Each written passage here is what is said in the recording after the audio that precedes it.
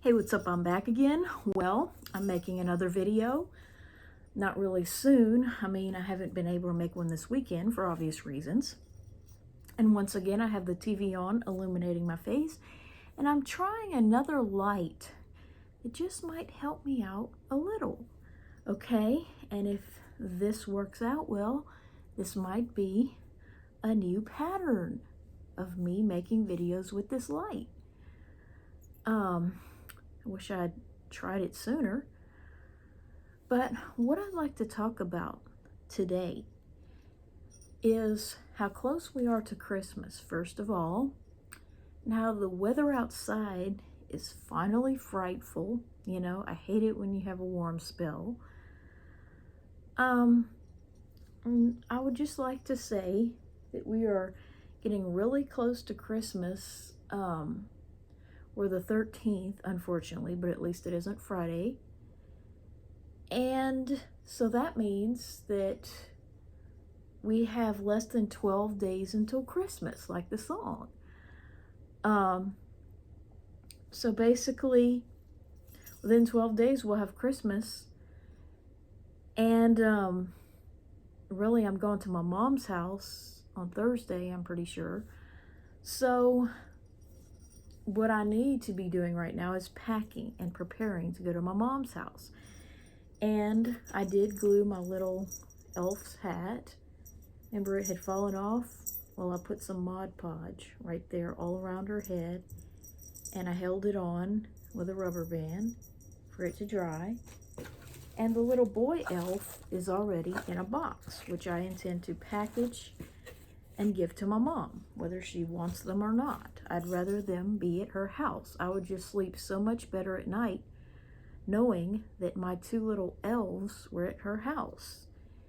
You know, the thought of them burning up in an apartment along with everything else is just something I would not want to happen. I mean, not that I would want anything to burn in an apartment or anywhere else. It's just that I would feel so much better knowing that if something happened to this apartment, I would have a few things at my mom's house so that I could start a new life. I could just leave this place and start another life at her house once again. You know, she doesn't want to keep a bunch of clothes for me because she'd rather have that space for her clothes. But at least she has a few things. You know, I wouldn't be completely without any clothes. But hopefully that won't need to happen. So anyway, I'm looking forward to going with my mom for Christmas once again, even though my dad doesn't like that. But what I'd like to talk about in this video really is a number of things. And I'd like to have a much more Christmassy video, but unfortunately I just keep going back to the same awful subjects or similar ones to it. And I'd like to start off by saying that I did find a way to watch the Rugrats holiday special in CGI, which I just watched it on Nickelodeon. Thankfully I wasn't sleeping and the weather was just fine. And so I watched it for the first time in my life beside a Christmas tree that I put up myself as opposed to my mom putting it up. And I wouldn't say that I enjoyed it, but it wasn't bad, you know, in comparison to, I guess, you know, a lot that it could have been. But one thing I didn't like about it was the mention of a bris. You know, they hadn't seen Tommy's maternal grandfather since the bris. And while kids may not know what that means, it's a very adult thing. And all I can tell you is that this guy never had a bris in 56 years and 9 days. He had a foreskin for 20,463 days until they cremated him. And he was against circumcision. So he just never got around to being circumcised because they just didn't do that in the 19th century in Austria. So, and you know, that's one of the many reasons, many reasons why I would never get phalloplasty. Because in addition to the pain and the disfigurement of your body and the fact that it always has complications no matter what they say, they might want to downplay it, but they always have complications somewhere, somehow. Okay, because if it isn't broke, don't fix it. But in addition to all that is wrong with phalloplasty, there's another problem. And it's that the best result that you can possibly hope for is basically the Jewish dick, okay? Basically the circumcised look. That is the best result that they know how to create, for obvious reasons. So you can't really look uncircumcised, which would be my preference. You know, if I were to be reborn male, I would want to be uncut my whole life. You know, why cut off parts of the body that you might want to have later? You know, if it wasn't supposed to be there, you probably wouldn't be born with it. So I would not like that one bit. I mean, not that I would be upset, you know, if I was actually born male and that's what was done to me as an infant. You know, I'd just be glad to have one, I guess. But I really don't like the fact that if you get this gruesome debauchery that is phalloplasty, you're pretty much stuck with what the world thinks of as a normal you-know-what, which is basically the Jewish look, the circumcised look. And I don't like that one bit, you know? Why can't you have the uncut look, the natural look? So anyway, enough about that subject matter. What I'd like to talk about in this video is something that's really been getting me down. You know, that's just how I am. And that's why I know that transition wouldn't fix what's wrong with me. Because I'm still going to see myself as a woman, no matter what. You know, I would never identify as a male. Because the way I feel about it is that it's immutable. And that, you know, once a female, always a female. Once a male, always a male. So I define people by the sex that they were born into. But one thing that really makes me mad is when people try to say that men age more gracefully than women.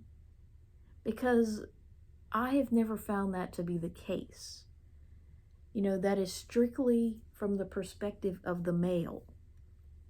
Males perceive themselves as aging more gracefully than we do, for the simple reason that males are not judged by their appearance. Okay, that's the truth about the subject matter.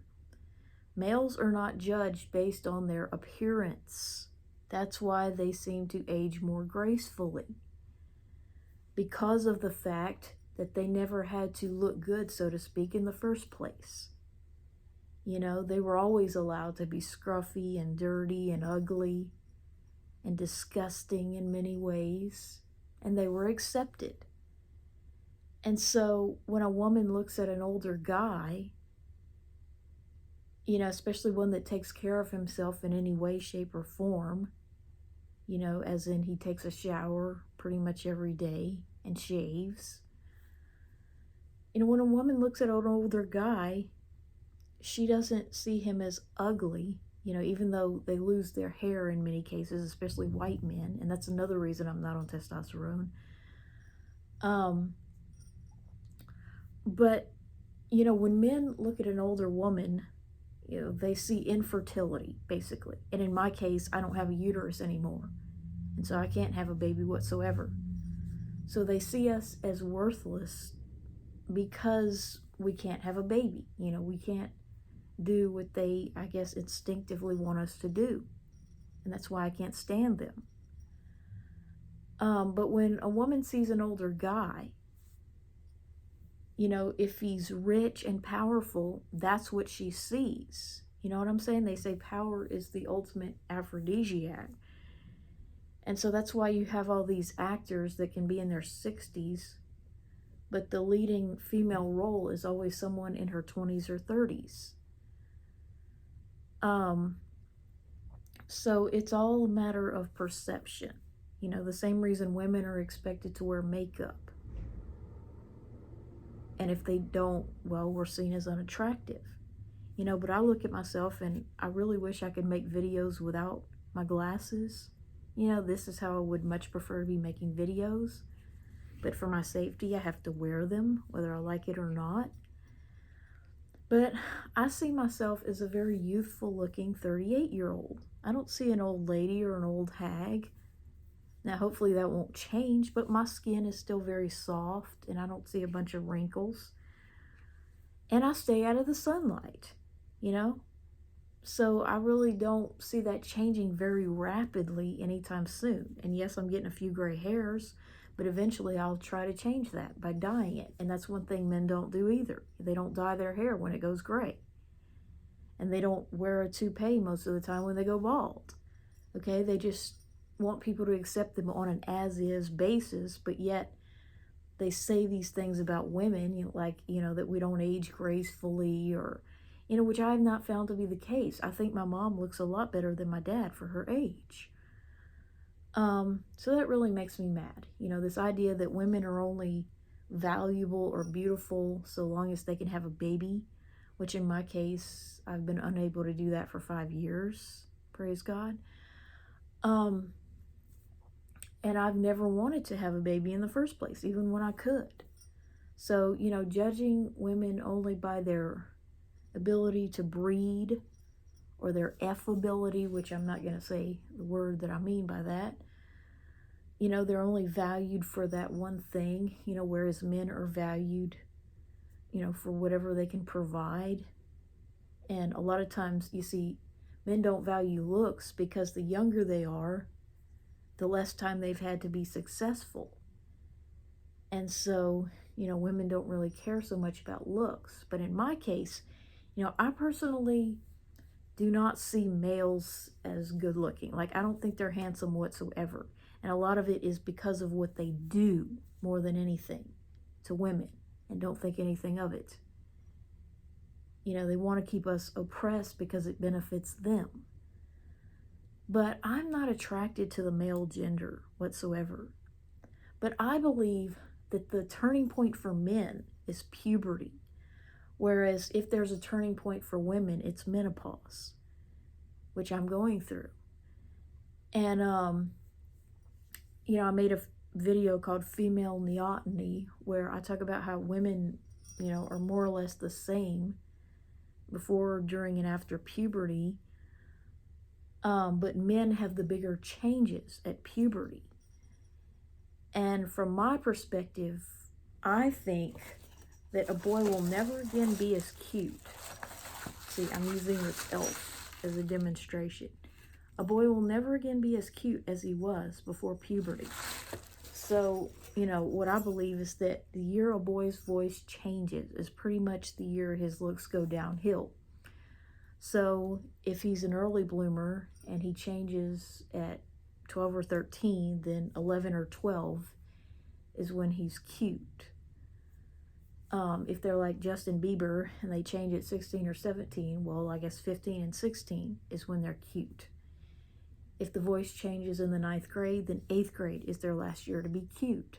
So I think, the year leading up to the voice change is the peak of male attractiveness from my perspective. You know why? Because I couldn't care less about virility or fertility.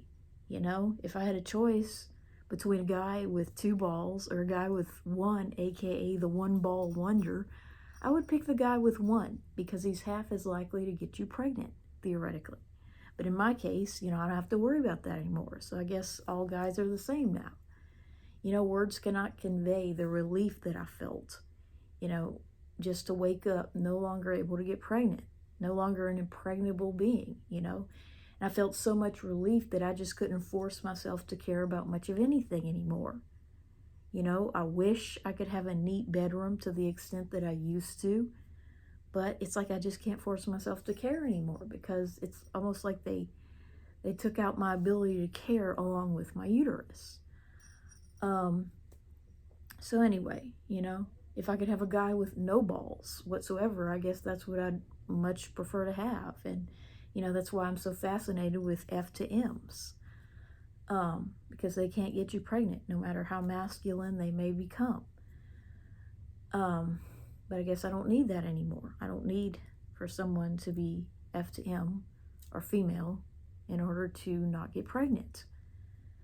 So yeah, I just wanted to end with that. You know, men value fertility. They want to reproduce at all costs. And so they're evil. You know, they want women only when they can become pregnant and therefore be harmed the most by what they do. You know, they don't want a woman who could actually get some enjoyment out of it and not have to suffer through pregnancy. You know what I'm saying? They don't want an older lady that, you know, would just have the sex, you know, whether it's good, bad, or otherwise, and then that's that, you know? No more consequences in her life from it. They want to harm women to the highest degree possible. And we, on the other hand, couldn't care less, you know, or I certainly couldn't. I never wanted any children. And as a result, you know, the boys at my school became unattractive as they went through puberty.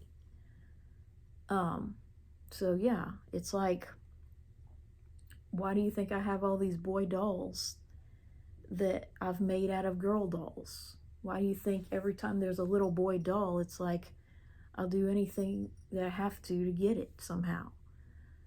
Because a boy is most attractive before the voice change. You know, that's why it bothers me so much when they have men voicing little boys in cartoons.